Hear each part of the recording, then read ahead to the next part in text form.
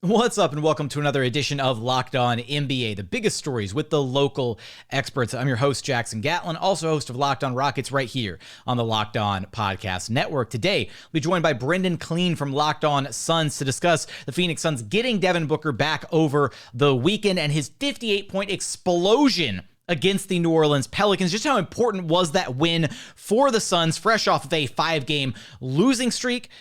What do the Suns need to do to get Devin Booker some help? Who is the clear-cut number 2 on this Phoenix Suns team? Why has the Suns defense regressed so much in the month of December? We're going to discuss all of that, but first, today's episode is brought to you by Prize Picks. Next game, I'm taking Devin Booker to score more than 26.5 points. How about Kevin Durant to have less than 6.5 rebounds? And what about Paolo Banchero to go more than 4.5 assists? So what is Prize Picks, right? How does Prize Picks work? Basically, you pick 2 to 6 players, and if they score more or less than their Prize Picks projection, you can win up to 25 times back on your money on any entry that you submit. There's no competing against other people. It's just you versus the projections available. Prize Picks offers projections on any sport that you watch. That includes NBA, NFL, NHL, PGA, you name it. They've got you covered over at Prize Picks. Entries can be made in 60 seconds or less. It's that simple. They offer safe and fast withdrawals. Currently operational in over 30 states and Canada. Download the Prize Picks app or go to prizepicks.com to sign up and play daily fantasy sports. First-time users can receive a 100% instant deposit match up to $100 with promo code Locked On. If you deposit $100, Prize Picks will give you $100. If you deposit $50, Prize Picks will give you $50. Don't forget to enter promo code Locked On at sign up for an instant deposit match up to $100. Joining us now is Brendon Kleen, the host of Locked On Suns. You can follow on Twitter at BrendonKleen14. And the Suns got Devin Booker back this past weekend, and they ended their 5-game losing streak. Now they've got a pair of wins, including their most recent against the New Orleans Pelicans, who for a minute there kind of looked like they were, Phoenix Suns kryptonite. But Booker dropped 58 points in this latest win. Brendon, just after a couple losses to the Pels in New Orleans, how important was this most recent win for this Phoenix Suns team? It was huge. I mean, it really was getting to the point last week and really for the whole month of December. They're near the bottom of the league in defense. They were really struggling to score when Booker had missed a few games with a hamstring injury. And it was starting to feel like, all right, are the wheels coming off? Are these trades we know the Suns are needing to make going to have to happen sooner than we expected? And I think Booker returning, putting up the type of performance that he did, the way that they were able to come back, they were down as many as, at least 22, if I have that number correctly. And it was imperative. It really, really needed to happen. And of course, like you said, the rivalry aspect, the fact that they played in the playoffs last year, they have these 3 games over the course of 8 days against one another. Beating the Pelicans was especially, nice for these guys. Now, this is, Brendon, this is a Phoenix team. We've seen this team win games without Devin Booker on the floor, but just how integral is he to what they want to do in an optimal situation offensively? Because, you're looking at the numbers. He had more missed shots in this game against the Pelicans, 14 misses, than anybody else did their actual, field goal attempt totals on his way to, 35 attempted buckets and 58 points.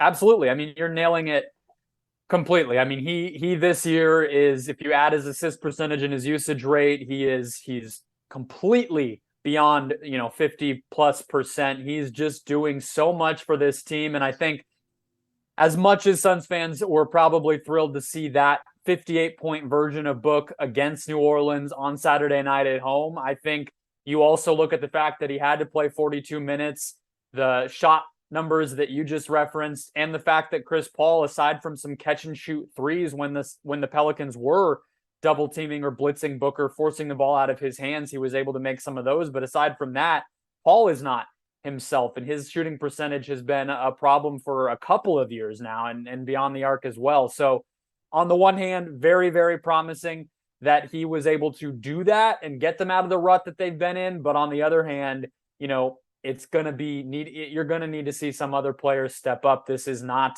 42 minutes and 60 points a game, unfortunately, is not replicable in the NBA. You're going to need more. Who is, you talk about some of, Chris Paul's struggles, and at this point, Brendon, who is the number 2 for this Suns team, or is there even a clear number 2 for this Suns team right now? No, there's not a clear number 2. And I think that's, it's part of why the Chris Paul thing is so dramatic. I feel like it's gone under the radar a little bit because we've talked so much in Phoenix and on the national level about, okay, what are Mikal Bridges, what are DeAndre Ayton going to do as they get into their second contracts, as they enter their primes? And that's still an important conversation, but we used to talk about that in terms of, is one of those players going to become the Suns' number 3? Now we need to see who is going to become the Suns' number 2 if Chris Paul doesn't have that in him. Now, I'm not willing to count him out. We've talked about him needing to pace himself come playoff time for a while. Maybe this is a pathway toward that happening. It's too early to say any of that, but no, that's a big part of why they've lost these games, Jackson, is it's one thing to say all of them can step up, but someone needs to every night. And there have been a lot of nights where if Booker's not in there, or if he's great, but there isn't a number 2 where they just have not had enough juice. And that's why you see them more in the middle of the Western Conference standings rather than way at the top like they were all year last year. You referenced the defensive struggles, especially here in December for the Suns. They fall into bottom 5 in the NBA defensively here in the month of December. Previously, up until that point, they were ranked top 6 in NBA defense, number 6 specifically. What's happened defensively kind of over these last 9 to 10 games or so? Yeah, it's probably the core question facing this team. I think in one case, you would look at the fact that all along this season, I think that they were planning to move a little bit away from, I've said it as kind of taking the training wheels off of this young core. You know, it's not just Chris Paul, although he's not a huge difference maker defensively at this point in his career. He's been more the training wheels on the offense. I feel like players like Jae Crowder, and even some of the role players that they've brought in here over the years have been a little bit of that training wheels on the defensive end. And so they move toward Cam Johnson. He's been injured anyway.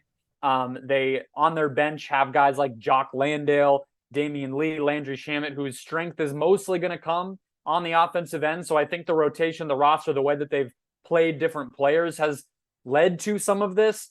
They've been without Ayton for a little while. And I think the last thing is Mikal Bridges is realizing the difficulty of being an elite two-way player in the NBA. You know, it's very impressive. All credit to him for being second defensive player of the year last year. But when push comes to shove and it's, hey, Mikal, every night we need you to take 15, 20 shots and score for us too, you know, you're obviously going to take a little bit of step back. That's why the guys like Kawhi Leonard, Paul George, et cetera, are so impressive in this league. And so I think it's a little bit of that too. It's not any one thing that's just crumbling their defense. It's all these little choices, all these little changes, and the injuries aren't helping. And now they find themselves, you know, like you said, at the bottom 5 for this month and looking to get back on track. You mentioned his name there just a moment ago, Jae Crowder, as the situation remains unsolved to this point. What if you could pinpoint, you know, either the clearest, biggest need for the Suns, or maybe just their biggest needs overall, you know, and what are some of the names that kind of maybe make sense in a potential return for Crowder that are both available and kind of address those needs for Phoenix? I think the 2 biggest needs for this team are more size at the forward spot. That was a problem even with Crowder, right? He's a 6'6" power forward. And so they've needed that for a while. And then I would say the other one is a shot creator on the perimeter. And that can come in different forms. It doesn't have to be one position necessarily, but obviously you look toward another guard. Landry Shamet is not that guy. He has been very, very underwhelming as a Sun. And so those are the places you look to upgrade. I think the player that seems to be out there most commonly at this moment in time, these rumors have come and gone all year, as I'm sure most NBA fans know. We don't really know what this trade market will look like, but Kyle Kuzma is probably the one that I would point to. He's making it very well known. He does not intend to stay in Washington unless they're going to give him the money that he wants, and he wants to be on a contending team, which they are not. He's tweeted and posted about loving the Suns, which is a weird thing for a player to do. And he does check probably both of those boxes, not perfectly, probably not as big of a defender as you might like. He's more of a perimeter defender, but you could easily see him being a backup forward for this team with Cam Johnson back in that starting lineup when he's back in the lineup, and filling enough of those holes that this team could feel pretty good about itself. But again, that doesn't check the number 2 box as far as who's going to step up scoring every night. So this is a team that has these flaws that don't feel like there's an obvious solution, even with Booker scoring 58, because again, not going to do that every night. Can the Phoenix Suns get back on track defensively? Who will emerge as a consistent number 2 alongside Devin Booker? Of course, you'll have us covered for all of that and more over at Locked On Suns. Brendon, I appreciate you stopping by Locked On NBA with me. Thanks.